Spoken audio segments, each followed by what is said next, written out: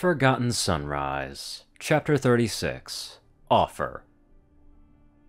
When it was becoming more and more apparent that Sunset was going to have an entire village worth of unicorns eager for magical knowledge, Sunny and Phyllis set her up with a quiet workspace on Canterlogic's second floor.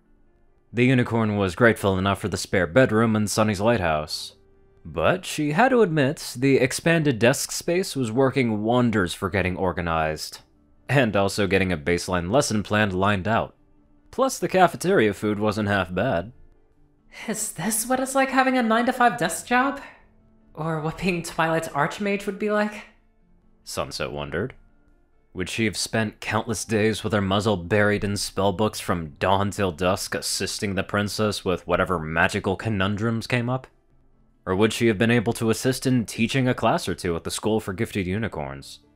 But this wouldn't be a class or two, it would be running a school. She could put it in as many informal terms as she wanted, but that's what it was, and she still didn't believe she was fully qualified.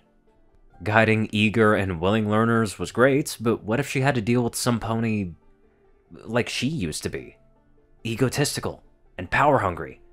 Magic had been gone for generations, and now that it's back, the spirit of harmony was right. There would undoubtedly be those who would want to use it for nefarious purposes. If the need arose to defend Equestria, would her students be ready? Would she be ready? Sunset knew she was getting ahead of herself. She was on step 2. That would potentially be like step 637. She glanced over at the stack of books. 200 newly produced copies of Magic 101, the fundamentals of unicorn magic. That would go in one wagon, and all the other books that hadn't gone into storage here at Canterlogic would go in another wagon. She had arranged with Canterlogic to be able to rapidly produce any books that she would need to copy to hand out to her students.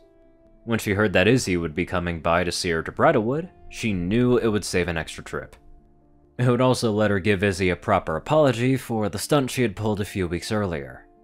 She hadn't forgotten that the unicorn had managed to keep the citizens of Bridalwood calm and understanding after her thievery stunt.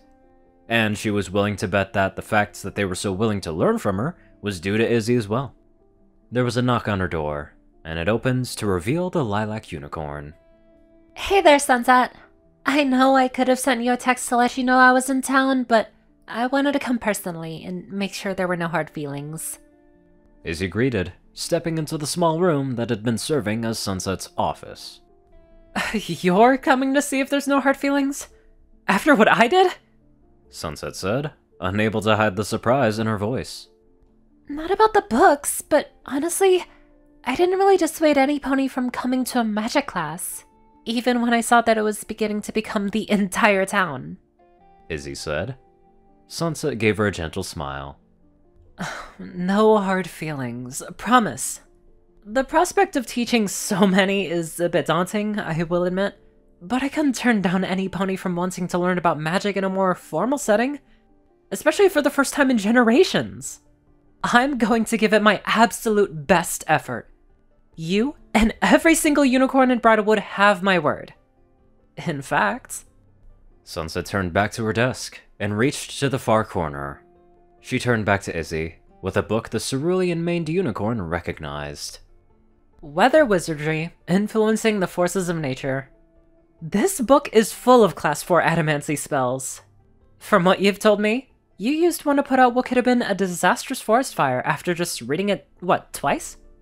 Sunset asked. It was kind of an emergency, and I gave myself a migraine for nearly a week. Izzy explained, half nervously. Well, even if your emotions were elevating your magic, the fact that you successfully performed a Class 4 spell after just reading it twice and getting away with just a migraine tells me you've got some innate talent. With that, Sunset stepped forward and offered the unicorn the book. So, Izzy, I'm wondering if I could ask you something. Would you like to be my teaching assistant? Izzy's eyes widened as she accepted the book in her magical grasp. Really? Me? In return, I can offer you some one-on-one instruction several times a week. What do you say? Sunset asked. Izzy's stunned smile widened. Yes, absolutely! I'd love to! Sunset gave her an affirmative nod. In that case, let's go grab some dinner to celebrate. My summer vacation is over. Now, it's time to show some unicorns some magic. Chapter 37. Sunrise. Alright, so I know we literally just got into town, but thank you so much for putting that blindfold on and coming deeper into town with me so I can totally surprise you with something. Izzy rapidly said as she guided Sunset Shimmer down the main path to Bridalwood proper. Well, not so much guiding her along as she was prancing and hopping all around her as the yellow unicorn cautiously made her way forward without sight. Pervideer would have been all too easy to cast, but she didn't really want to spoil whatever Izzy had been planning, so she stayed here in the black that the blindfold had surrounded her with. She made her way forward at an easy trot, trusting that Izzy would right her if she veered too far off the path before she ran into a crystal or a tree. It's no problem, Izzy. I can tell just by your tone that you're quite excited to show me whatever it is you've been planning. Sunset told her new friend. Oh, am I ever? Just wait till you see it. You're not gonna believe your eyes. Izzy exclaimed. I'm pretty sure I will. Sunset quipped back. After another 5 minutes of walking, and the occasional whisper or murmur from off on the side of the road, and tiptoeing hoof steps, she felt Izzy's hooves on the front of her barrel, bringing her a pause to her gait. Alright, here we go. The excited unicorn whispered, before beginning to untie the blindfold. Surprise! Sunset had a squint from the sunlight suddenly flowing into her sight. She brought a hoof up to shield her eyes for a moment, then she slowly lowered it. She found herself in the center of town, with a crystal tea room in front of her, and all the unicorns in Bridalwood were on her left, right, and rear, smiling right at her. The tea room no longer looked burned out and charred. It looked almost brand new, and Sunset's eyes widened when she saw the sign just to the right of the front door. Sunset Shimmer School for Gifted Unicorns. Alphabetal took a few steps forward to stand beside the sign. We scrubbed and cleaned for weeks ever since Izzy told us that you were willing to do this for us. That fire was because I was too eager and foolish. The Crystal Tea Room is by far the largest interior space in Bridalwood, so I proudly donate it to you for your school. Izzy told us you've come from a faraway place, and we're hoping that Bridalwood can be your home away from home, Sunset.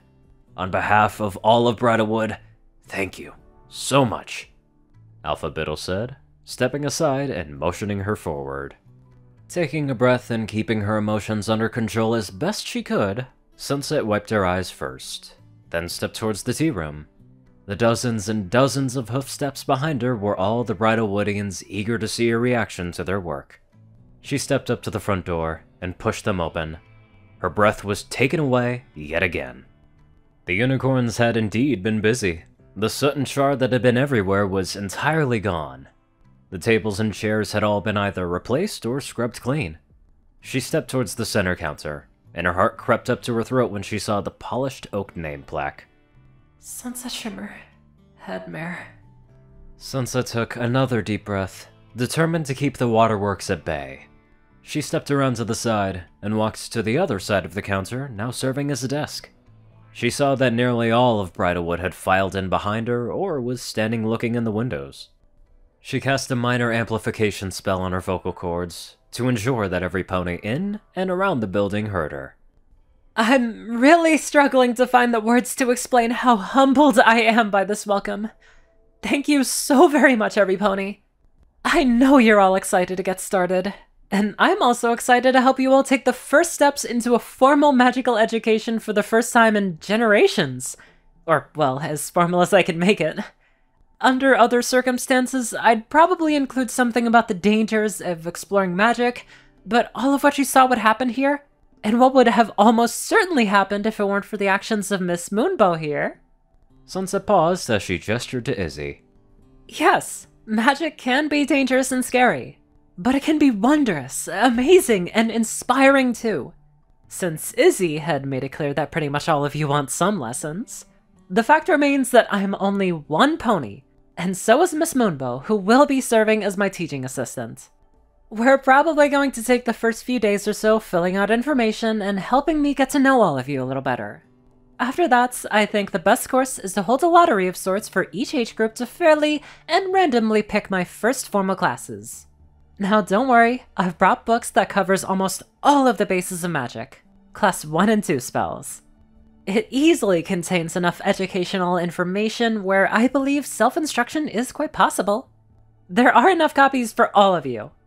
I do think that for the safety of the town and every pony's homes and businesses, that the fields outside of the forest would be the best area for such practice. As soon as we finish filling out information cards and such, I'll get those passed out to each of you. I'll be able to place protection enchantments on the fields outside, and over the next several weeks can hopefully get enough enchantments placed around town where we're all more comfortable using magic in town limits again. Sunset took a breath and looked out at all the eager eyes and hopeful smiles in the room. Once again, thank you very much, and welcome to Magic School. Chapter 38. Epilogue. Final Chapter. Placing the current sheet of paper into the file folder in front of her, Sunset closed it, swiveled around in her chair, and deposited the folder into the filing cabinet. That had been the last thing on her to-do list. She glanced over at her disposable container of takeout. She figured that it would have to be reheated if she didn't want to gag through every bite. If she did, at least no pony would hear her. The school had emptied out 2 hours ago. It had been a very hectic, yet very fulfilling week. Sunny texted multiple times a day, asking how everything had been going. She even went so far as to ask if any of her students would be willing and able to come help with further exploration of the remnants of the Crystal Empire. Honestly, it was an idea that Sunset was considering. Additional hooves would make for faster work, and quite an exciting field trip for whoever wanted to come along. Granted, it would be a bit cramped. She had managed to put 6 classes together, 2 for fillies and colts, 2 for adolescents, and 2 for fully grown adults with mature horns. They each met 5 times a week, giving every pony enough time to relax and absorb the new information that they were taking in on a daily basis. She had also started her one-on-one tutoring with Izzy, who agreed to get some more Class 3 spells memorized before she attempted any serious Class 4 content again, not entirely eager to get another serious migraine. The enchanting of the fields had gone swimmingly. The grass would now but all shrug off any errant projectile spells that ponies practiced out away from the forest. The first interior enchanting she had done was here in the school. Every desk, table, and surface was now poised to absorb any magic and dissipate it without notice. Now she would be able to provide practical demonstrations with whatever the lesson of the day was. She was also thinking of putting together an extracurricular esports group. Perhaps getting them really good at Pony League, and giving Pip the Noob Destroyer something to think about. Well, that seemed like enough for one day. She pushed back from the desk and got to her hooves. Her decision to reheat what she had in front of her, or save it and go get something in town before every place closed, was interrupted by a short knock on the front door. Her attention turned to the entrance as the door opened, and a light blue unicorn stepped in.